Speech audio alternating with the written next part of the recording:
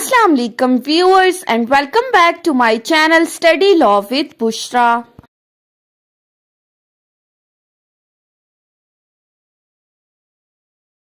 So in today's video we are going to have a brief overview of leading constitutional cases included in Law Gate syllabus. हम already detail में तो इन cases को discuss कर चुके हैं, लेकिन आज की इस वीडियो में हम MCQs के अकॉर्डिंग इन केसेस को डिस्कस करेंगे. But before starting the discussion, I request you all to please subscribe to my channel and don't forget to press the bell icon for latest updates. Do share this video with your friends and don't forget to comment your feedback. So let's move towards the discussion. So start करते हैं first two leading cases से. सबसे पहला है हमारे पास मौलवी Tamizuddin versus federation of Pakistan, और इसके साथ हम दूसरा केस डिस्कस करेंगे स्टेट वर्सेस 200 केस. अब सबसे पहले तो हम देख लेते हैं कि ये केसेस रिपोर्ट कब हुए थे. मौलवी Tamizuddin case was reported in PLD 1955 FC federal court page 240, जबकि स्टेट वर्सेस 200 केस रिपोर्ट हुआ था PLD 1958 SC supreme court page 533. सो अब हम आ जाते हैं मौलवी Tamizuddin versus federation of Pakistan के केस पर.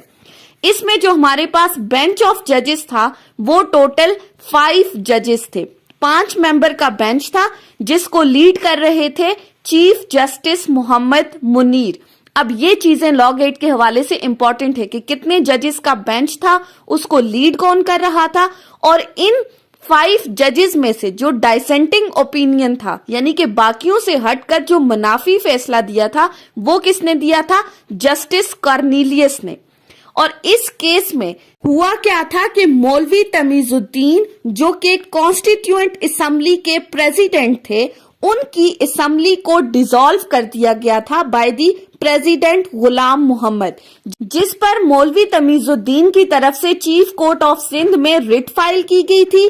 चीफ कोर्ट ऑफ सिंध ने डिसीजन दिया था मौलवी तमीजुद्दीन के फेवर में, और उसके बाद फिर गवर्नमेंट ने फेडरल कोर्ट में एक केस फाइल किया जिन्होंने फिर डिसीजन दिया था फेडरेशन ऑफ पाकिस्तान के केस में.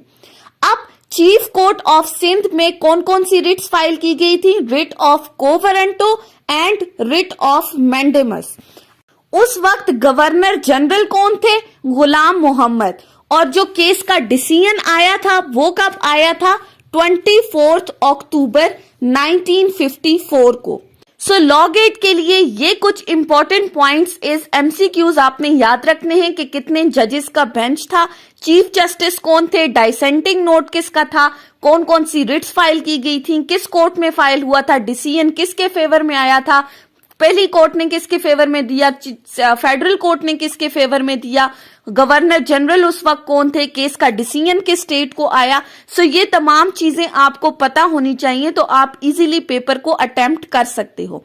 अब हम दूसरी तरफ आ जाते हैं स्टेट वर्सेस 200 केस के ऊपर. अब इस केस में कितने जजेस का बेंच था?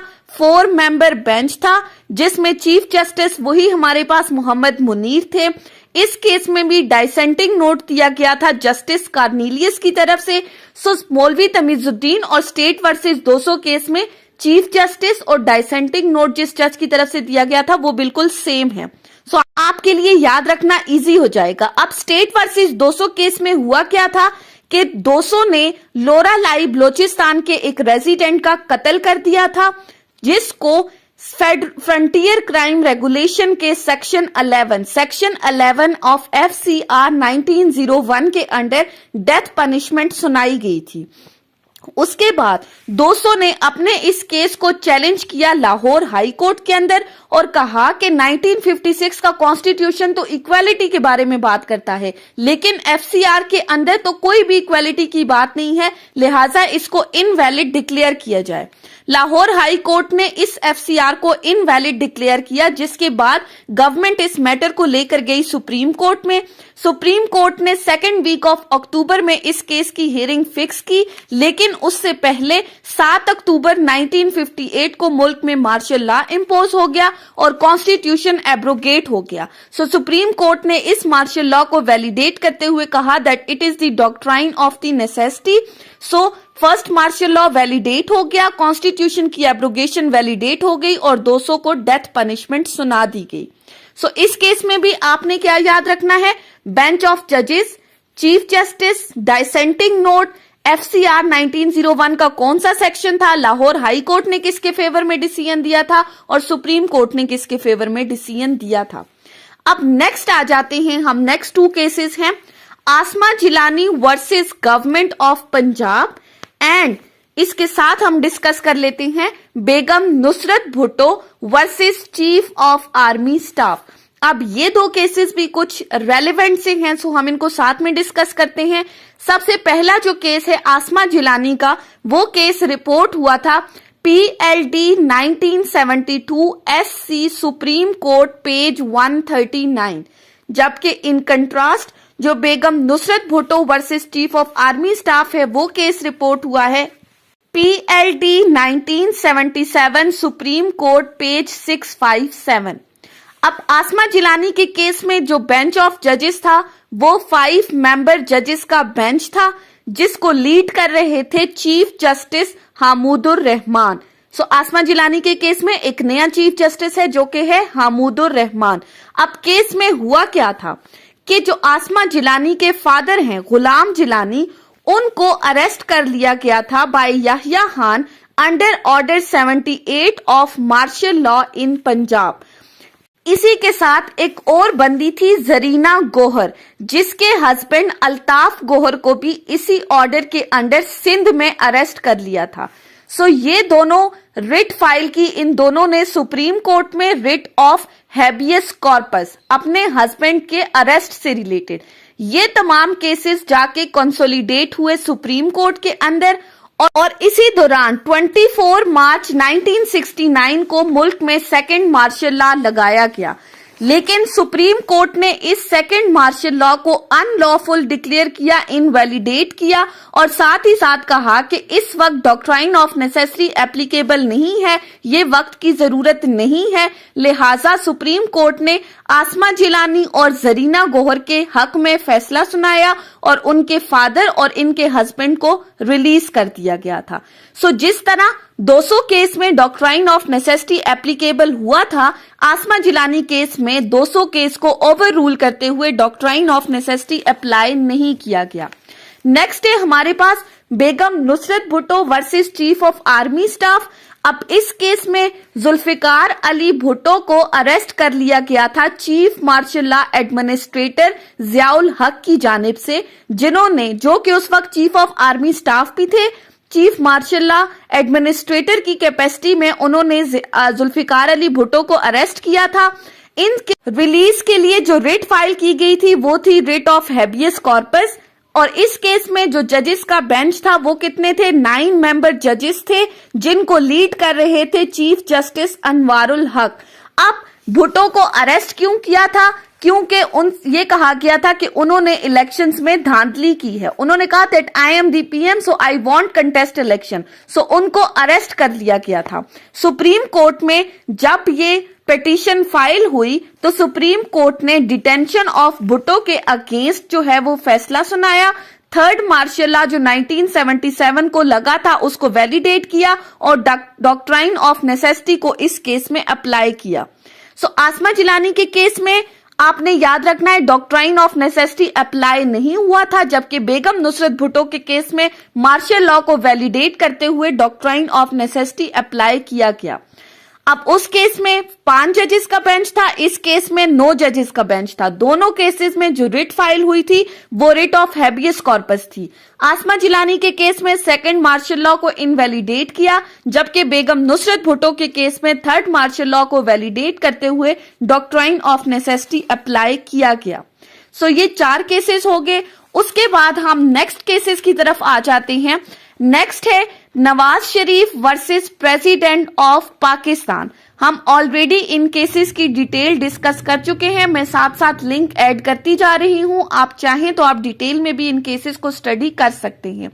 اور اس کے ساتھ ہم دیکھ لیتے ہیں ظفر علی شاہ ورسز پرویز مشرف۔ اب نواز شریف کا جو کیس رپورٹ ہوا تھا وہ PLD 1993 سپریم کورٹ پیج 473، جبکہ اس کے ساتھ جو ظفر علی شاہ ورسز پرویز مشرف تھا وہ کیس رپورٹ ہوا تھا PLD 2000 سپریم کورٹ پیج 869۔ اب نواز شریف کے کیس میں کیا ہوا تھا کہ 1993 میں نواز شریف اس وقت ملک کے پرائم منسٹر تھے، جبکہ پریزیڈنٹ تھے غلام اسحاق خان۔ غلام اسحاق خان کی جانب سے نواز شریف کی گورنمنٹ کو انڈر آرٹیکل 58(2)B ڈسمس کر دیا گیا تھا، ان کو پرائم منسٹر کے عہدے سے ہٹا دیا گیا تھا، اسمبلیز کو ڈیزالو کر لیا گیا تھا۔ نواز شریف اپنی اس ڈسمسل کے ریزلٹ میں ریٹ پٹیشن فائل کی انڈر آرٹیکل 184 سب کلاس 3۔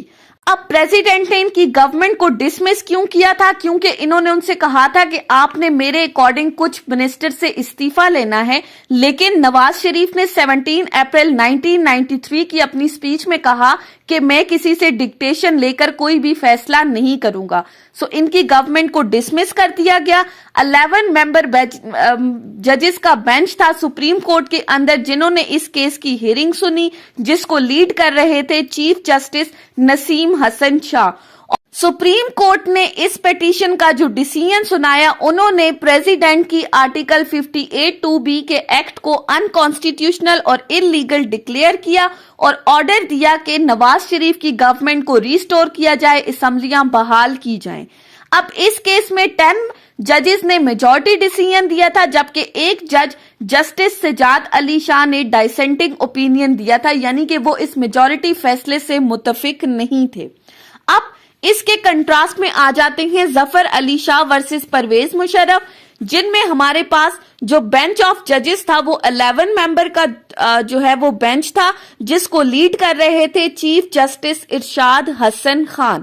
اب یہ جو کیس تھا یہ ڈیسائیڈ ہوا تھا 12 مارچ 2000 کو۔ اب اس کیس میں ہوا کیا تھا کہ کارگل وار کے بعد پرائم منسٹر نواز شریف اور پرویز مشرف کے تعلقات آپس میں کشیدہ ہو گئے تھے۔ نواز شریف نے سری لنکا کے دورے کے بعد پرویز مشرف کے جہاز کو لینڈ کرنے سے روک دیا گیا تھا، جس کے بعد آرمی نے ان ریزلٹ ریئیکٹ کیا، ٹیک اوور کر لیا۔ پرویز مشرف نے PCO جاری کیا، پروکلیمیشن آف ایمرجنسی آرڈر، اپنی چیف ایگزیکٹو کی کیپیسٹی میں۔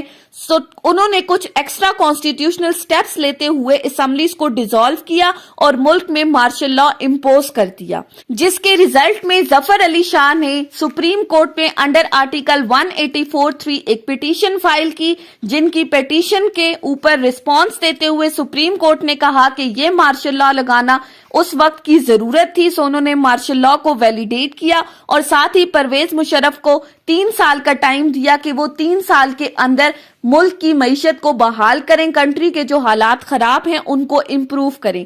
یہ کیس بھی ہم ڈیٹیل میں ڈسکس کر چکے ہیں۔ اس کے بعد آ جاتے ہیں لاسٹ 2 کیسز کے اوپر، جو کہ ہے اسفندیار ولی Khan versus federation of Pakistan, اور اس کے ساتھ ہم دیکھ لیتے ہیں الجہاد trust case, الجہاد trust versus federation of Pakistan. Asfandyar ولی Khan versus federation of Pakistan جو کیس رپورٹ ہوا تھا وہ تھا PLD 2000 سپریم کورٹ پیج 607، جبکہ اس کے کنٹراسٹ میں جو الجہاد ٹرسٹ کیس ہے وہ رپورٹ ہوا تھا PLD 1996 سپریم کورٹ پیج 324۔ اب اسفندیار ولی خان کے کیس میں کیا ہوا تھا کہ نیب آرڈیننس کو چیلنج کیا گیا تھا۔ اب اس میں جو بینچ آف ججز تھا وہ ٹوٹل 17 ججز کا بینچ تھا، جن کو لیڈ کر رہے تھے چیف جسٹس ارشاد حسن خان۔ اب ارشاد حسن خان ظفر علی شاہ کے کیس میں بھی تھے اور اسفندیار ولی خان کے کیس میں بھی چیف جسٹس تھے۔ اب یہ جو کیس ڈیسائیڈ ہوا تھا یہ ڈیسائیڈ ہوا تھا 24 اپریل 2001۔ अब इस केस में असफंयार वली खान और बहुत सारे और लोगों ने पिटीशंस फाइल की थी अंडर आर्टिकल 184 सब क्लॉज 3 कि उन्होंने कहा था कि नैब ऑर्डिनेंस में कुछ ऐसे ग्राउंड्स हैं जो कॉन्स्टिट्यूशन के अगेंस्ट हैं, कॉन्स्टिट्यूशन 1973 को कंट्राडिक्ट कर रहे हैं, लिहाजा इसको नल एंड वॉइड डिक्लेयर किया जाए। लेकिन सुप्रीम कोर्ट ने उन तमाम ग्राउंड्स का रिप्लाई देते हुए नैब ऑर्डिनेंस को वैलिडेट कर दिया और ये केस डिसाइड हुआ था नैब ऑर्डिनेंस के फेवर में और असफंयार वली खान के अगेंस्ट डिसाइड हुआ था। अब वो किन ग्राउंड्स पे सुप्रीम कोर्ट ने डिसीजन दिया था वो हम डिटेल में ऑलरेडी डिस्कस कर चुके हैं। नेक्स्ट है अल Jehad trust case. Al Jehad trust case is basically related to the appointment of the जजेस। अब इस केस में जो पिटीशन फाइल की गई थी वो इसलिए फाइल की गई थी कि जो प्रेसिडेंट है उनको चीफ जस्टिस ऑफ पाकिस्तान ने अपॉइंटमेंट से रिलेटेड एक नॉमिनेशन भेजा था जब लाहौर हाई कोर्ट में एक सीट वैकेंट थी। प्रेसिडेंट ने उस नॉमिनेशन को रिजेक्ट कर लिया था, जिसके बाद एक पिटीशन फाइल की गई थी अंडर आर्टिकल 184 सब क्लॉज 3, जिसको 4 मेंबर जजेस का एक बेंच था जिन्होंने इस केस को सुना था, जिसको लीड कर रहे थे चीफ जस्टिस पीर सजाद अली शाह। और इस केस का फैसला सुनाते हुए चीफ जस्टिस ने ये कहा था कि जो रोल ऑफ एग्जीक्यूटिव है इन जुडिशियल अपॉइंटमेंट उसको रिड्यूस किया गया, कंसल्टेशन के वर्ड को डिफाइन किया गया था और क्योंकि सारा जो मामला था वो वर्ड कंसल्टेशन से रिलेटेड था, लिहाजा इस वर्ड को डिफाइन किया गया। आर्टिकल 171 और आर्टिकल 193 का हवाला देते हुए अपॉइंटमेंट ऑफ द जजेस को बताया गया कि आर्टिकल 177 में सुप्रीम कोर्ट की अपॉइंटमेंट में chief justice of Pakistan president को नॉमिनेशन भेजेगा, जबकि 193 में हाई कोर्ट की जजेस की अपॉइंटमेंट के लिए chief justice of Pakistan, governor of the province और उस रेलेवेंट हाई कोर्ट का चीफ जस्टिस इंक्लूडेड होगा। और साथ ही साथ उन्होंने ये कहा कि president without any solid reason किसी भी नॉमिनेशन को रिजेक्ट नहीं कर सकता और इस हेलमार्क जजमेंट कहा जाता है। कंसल्टेशन के वर्ड को डिफाइन करते हुए कहा कि that consultation should be census oriented, purposes and effective. So ये था अल जिहाद ट्रस्ट केस में कुछ इंपॉर्टेंट पॉइंट्स थे जो आपने याद रखने हैं। सो ये थी हमारी आज की डिस्कशन लीडिंग कॉन्स्टिट्यूशनल केसेस के ऊपर, जिनमें हमने लॉ गेट के हवाले से इंपॉर्टेंट पॉइंट्स को डिस्कस किया है। डिटेल हम ऑलरेडी डिस्कस कर चुके हैं, लेकिन अगर आप लॉ गेट के से पहले एक बार ये वीडियो देख लेते हैं तो आप इजीली लीडिंग कॉन्स्टिट्यूशनल केसेस के तमाम एमसीक्यूज को सॉल्व आउट कर सकते हैं। आपने सिर्फ याद क्या रखना है, बेंच ऑफ जजेस कितना था, चीफ जस्टिस कौन था, कौन सी रिट फाइल हुई थी, केस किसके फेवर में डिसाइड हुआ था, किसके अगेंस्ट डिसाइड हुआ था, किस चीज को वैलिडेट किया था, किस चीज को इनवैलिडेट किया था। सो आई होप कि आपको ये लेक्चर समझ में आया होगा अगर आपने इस वीडियो को अटेंटिवली सुना है तो। अगर आपको ये वीडियो अच्छी लगी है तो इस वीडियो को लाइक करें, कमेंट करें और चैनल को जरूर सब्सक्राइब करें। अगर किसी भी किस्म की कोई कंफ्यूजन है तो आप कमेंट्स के जरिए मुझसे पूछ सकते हैं। Thank you so much for watching this video. Till then, अल्लाह हाफिज।